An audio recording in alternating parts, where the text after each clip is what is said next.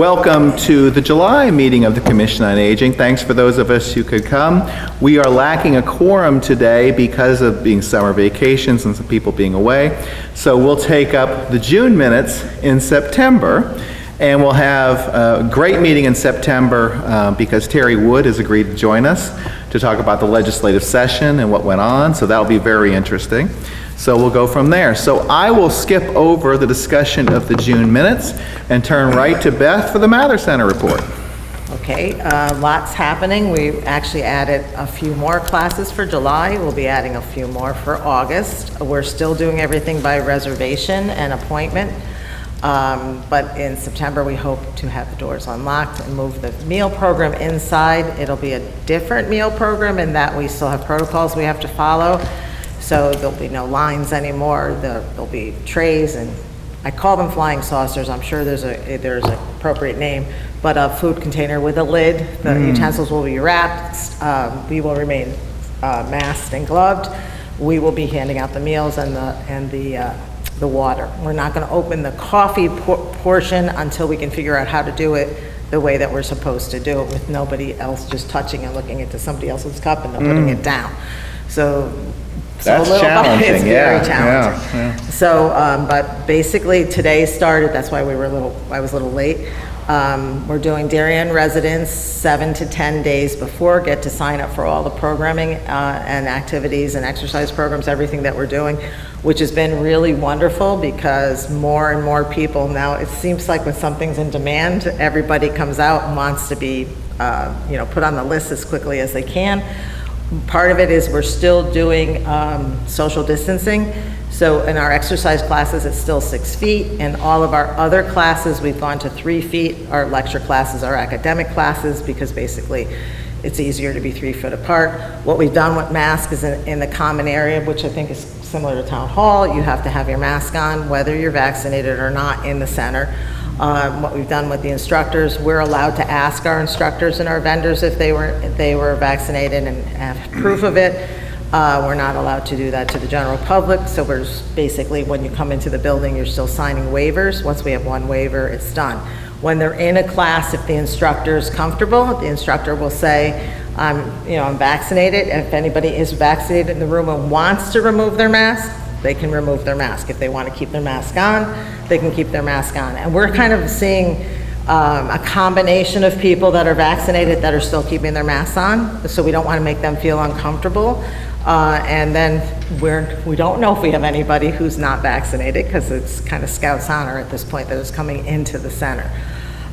We're trying to build the program schedule back up to the way it was, which was 10 to 12 regular programs a day, and then so many specials in a month. And it's coming along. We're starting to be able to program out a little further, but we're doing it cautiously because we are still watching what's happening with the variant. And again, most breakthrough cases are with the vaccine are with older folks. So we have to keep that in mind. So we're staying close to the Connecticut Department of Public Health, and I also talked to David Knopf, our public health director, and the public health nurse. We are looking for September and October, late September, early October, to run flu clinics again through the Mather Center. So stay tuned, that's coming as well.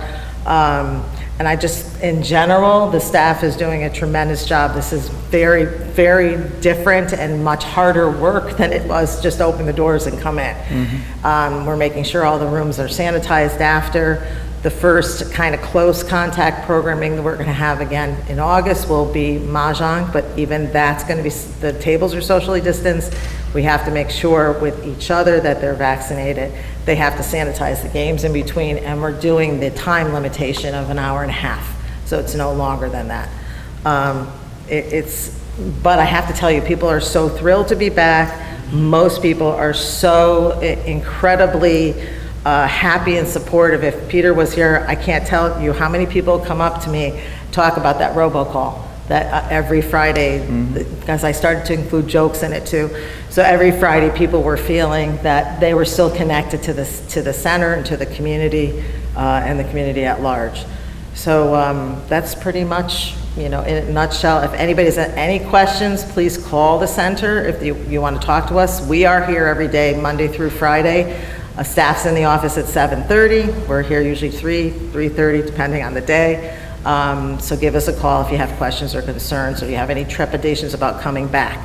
We are doing the online the newsletter's online, and hard copy for August is already out. So we're trying to get the newsletter out at least 2 weeks before the end of the month, because people have to sign up.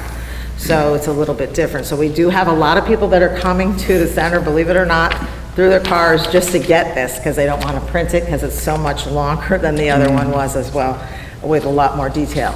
The drive-through lunch, one of the other reasons why we were looking at stopping it for September was basically because more people are coming in, and it's getting to be a sort of a safety issue. I'm out there in a parking vest and directing traffic, and my feet almost get run over every day now, because basically people are leaving the center and coming in the center for programs, and then we have a line of 40 or 50 cars, and we're trying to get them through.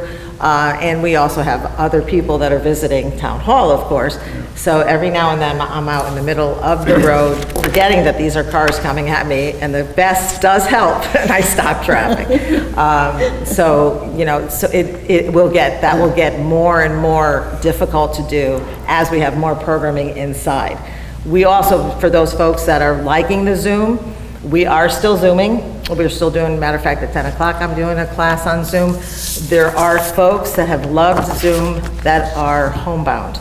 And we have a list of those people at this particular point in time. So we're not gonna let them down. We're gonna try to have at least something a few times a week, either piggybacking with another senior center or us doing it directly, either myself or Stacy running the program. So we're gonna keep the Zoom going, and we'll probably be using it for other things as well.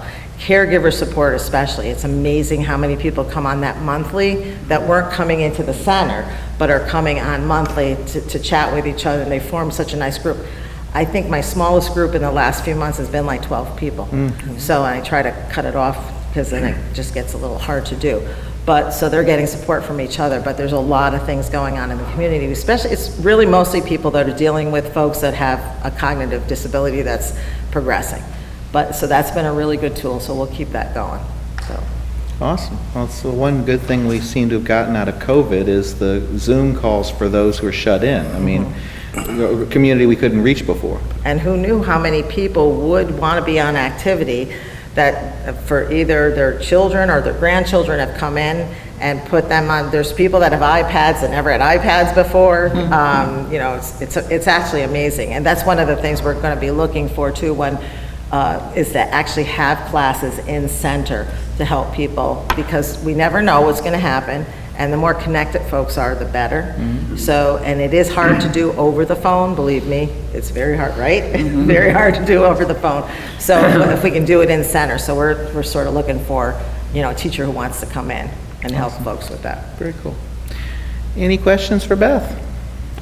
Thanks so much. You're welcome. Ally, Human Services Report. Welcome back. Oh, thanks. Good morning.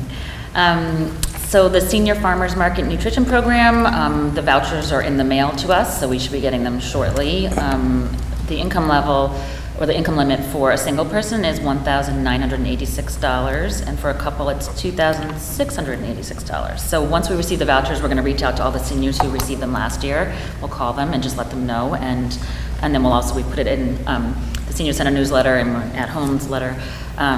So that should be coming soon. It's just a nice little treat for the seniors. It's fun. They can use the vouchers at the farmer's market. How much are each of the vouchers? I forget. It's a total of $18. So it's really probably just one trip, but people have been calling, asking about it, saying, did you get them yet? So it's just kind of a fun little outing.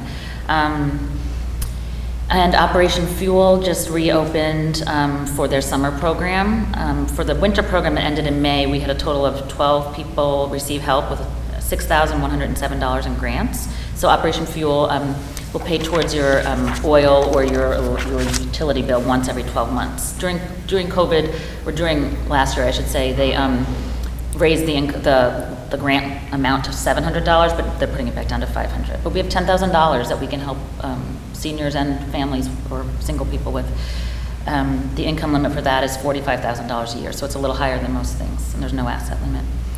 And Cynthia Hall has the Renters Rebate Program well underway, and there's some new people also this year. We reached out to everyone at the Royal, because some of them had not been on are new to town.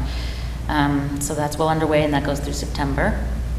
And every time we have a meeting, we put a plug in for our emergency call list. We actually did call everyone during the last storm with the flooding, and the seniors find it really reassuring. Everyone was okay, knock on wood, thank God.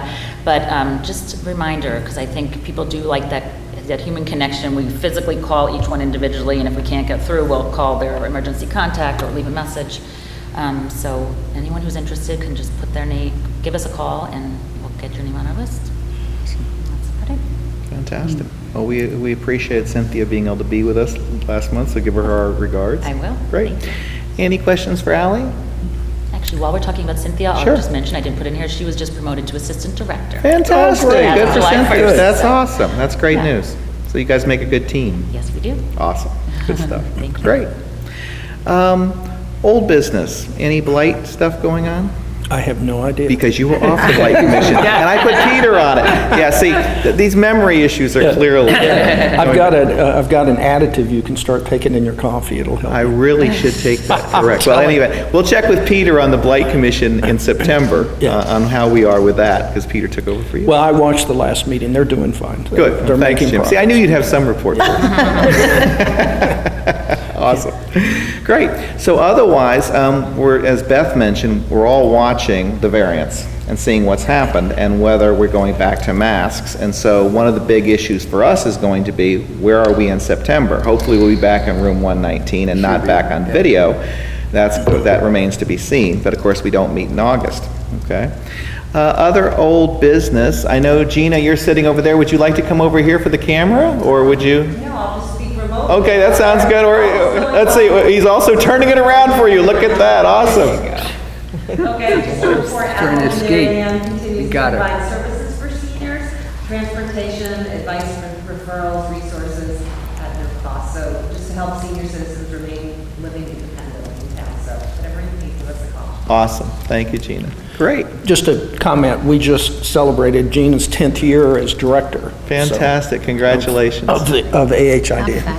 Yeah. That's fantastic. It's amazing how time flies. Looks like you just started, right? And yet you guys do so much. I mean, it's amazing how the At Home in Darien has kind of moved itself into, especially with the beautiful thing of the Mather Center, right? And with Ally and Health Services, and all of you, all three being within a softball's pitch of each other. It's a really neat trio. That's good stuff. Thank you. Thanks, Brooke. Great. Awesome. Other old business? Is there any new business? Since Peter's not here. Yes, awesome. I just wanted to mention this. Attorney General Tony Wong, they had, I don't know if you got this yet, you probably did too, for a municipal agent. They actually have established a hotline that can be reached through his office on any elder abuse situation, of any concern. It's a one-line number that basically he has staffed that either can give information or referral, but just in a one stop, so that if people that don't have good or wonderful services like we do, that Ally gets called and she can answer a question. Other towns are not so lucky. So basically, this is for the whole state of Connecticut, and it's very, very good. Even the Commissioner on Aging can't believe it, but it's a portal. There is a portal for the computers too, but he knows that seniors need a telephone line. I got a call probably about 2 weeks ago, from a citizen who said that our number, the senior center number, appeared and it was part of a scam. Oh, And God. so I let the police department know that. So but there wasn't this number then. So I would have even called this number, besides telling our own police department about it as well, because I guess they can lift your phone number too. Part of that could be because of the robocall, and somebody was able to pick, because it's our number that appears. So this is wonderful. Nobody that I know of in the past has ever done a one line that goes right through to the Attorney General's office. So, and it's staffed 24/7. So I have, if anybody wants it, it's good, we're gonna put it in our newsletter too, to read about it, but I know Peter would have reported on it, so I'm standing in for Peter. It's today. awesome statewide, but I will put in a plug Statewide. for Ally, okay? And that is, yeah. I would encourage anybody on TV 79, knowing of a senior who's got some issues, to call Ally first, right? Because the reality is, human services can assist in trying to make sure that the proper care is being given, the family members are notified. With all due respect to the Attorney General's office, okay, I don't know where that next phone call goes, and I'd rather have a wonderful team and our Human Services Department trying to address whatever Right. issues there are first. Right. Yeah. You're right. In other words, so I agree, statewide, it's fantastic, because Right. not everybody has an alley in a Human Services, but at the end of the day, boy, so many problems can be solved, okay? Yes. Whether, going back to our Blight Commission, whether it's hoarding, or whether it's something else, through Human Services, and without ending up in a probate court, in a conservatorship, or some other procedure, which, or commitment, God forbid, where the senior might be able to still stay in their home with the appropriate care and support. So, in any event, that would be my plug for Ally over the 1-800 number. Absolutely, but here's what I'll say about the 1-800 number. None of us has the sophistication yet of the computer scams. Sure. So as far as it goes, absolutely 100% for any resident, Ally first, even, and I would even say that, give myself a plug for caregiver support. Okay. Because I know what I do in terms Yeah. of the local, what we know, we have such a rich opportunity for people to get really great services right in our area. Mm-hmm. But this computer stuff is a little dicey, and I don't even know what other than call the police department, which they do have a tech unit. Yeah. But lots of times they can't resolve it because of those burner phone kinds of things. Mm-hmm. And if the state knows that it's happening throughout the state, they've got the money to handle that Oh, stuff. agreed. But Oh, the yeah. direct service, you can't touch this town. You know, anything involving from the same criminal stuff, I absolutely Yeah, agree. for sure. Contacting the Attorney General and contacting Darien Police, Right. saying what's going on here, absolutely. Yeah. Mine was much more of the, a senior is in her own home and she might be in trouble. Right. Right? Absolutely, And that, sure. and that way, you know, Yeah. Absolutely, people can call us. I mean, we have neighbors calling us if they're concerned about their elderly resident or neighbor. And we will do home visits, we'll do outreach, we'll do whatever we can. So, I think the other, you mentioned robocalls, and this is, I really believe ultimately this is going to be a big issue that not just the state, but everywhere has to take, and that's telemarketing calls.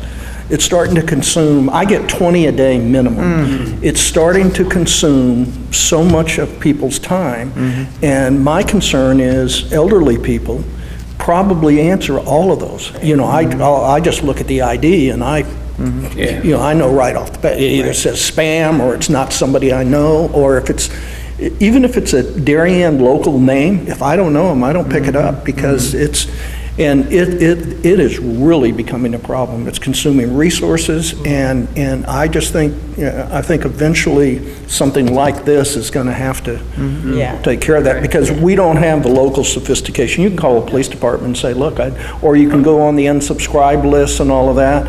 And I personally am concerned that in some cases, the unsubscribe list is a scam itself. Yeah. Oh, right. Wow. still get calls. Yeah. Well, not only you still get calls, you suddenly are getting more calls. Right. It's like, you know, you've made the contact, so now somebody else is using it. So I'm just, I'm concerned because I know what an irritant, it's just an irritant for us, but I can imagine people who really don't understand what's going on, that this can really be a problem.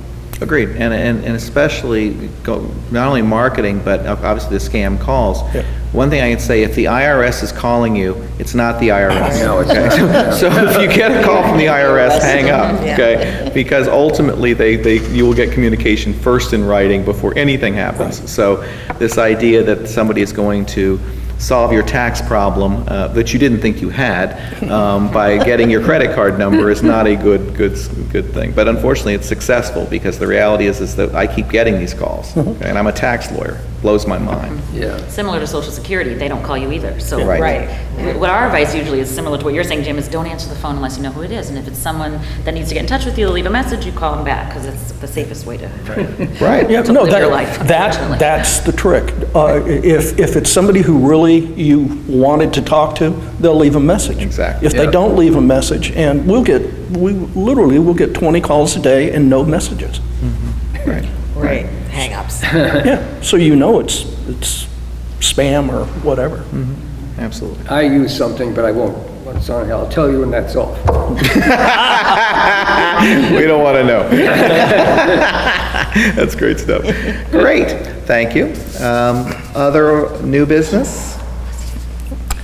Hearing none. We have no meeting in August per our rules, and so our next meeting will be in September. So I will let you know whether we are back in room 119 or, God forbid, back on video as we go forward. But hopefully, with all of us being vaccinated, et cetera, we can stay back in room 119. If people on TV 79 are wondering, the reason we're in the auditorium this month is because there's a children's program going on in room 119, so we moved over here. Awesome. If I'm hearing no new business, can I have a motion to adjourn? Move. Thank you. Second. All in favor? Aye. Thanks, everybody. I'll see you in September. There's a song